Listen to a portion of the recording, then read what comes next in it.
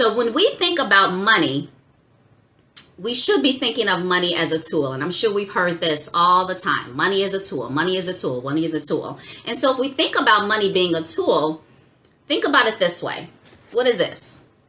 Okay, this is a tool. So if you see me doing this, you'll think I'm crazy, right? But if you are bringing money into your household and you haven't told it what to do, what to build, what to work on, that's exactly what you're doing.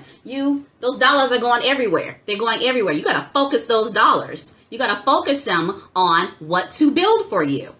What do you want with your money? What purpose do you want it to fulfill? The mere definition of a tool is to fulfill a certain function or purpose.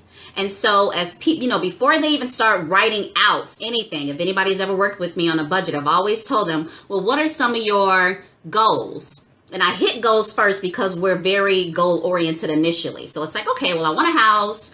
I just want to be debt free just to kind of, just to be it I'm supposed to be. I know I'm supposed to be married, so I want to be financially married, financially okay before I get married. And then I ask them, maybe not initially, because sometimes the whole budgeting process is a little stressful, so I have to take it in steps. But then I asked them, well, what does having that house mean to you inside? So establishing those values, that's intrinsic. That's the inside part, and it should be unique to you. A lot of times, we see what other people are doing, or we're reading all of these other financial professionals, and they're telling us what we should have at this age and how it should look. But our personal values are ours. That's why they're called personal values. So think about some of the things that you want, and it may start off with goals, and then ask yourself, why? Why do you want those things?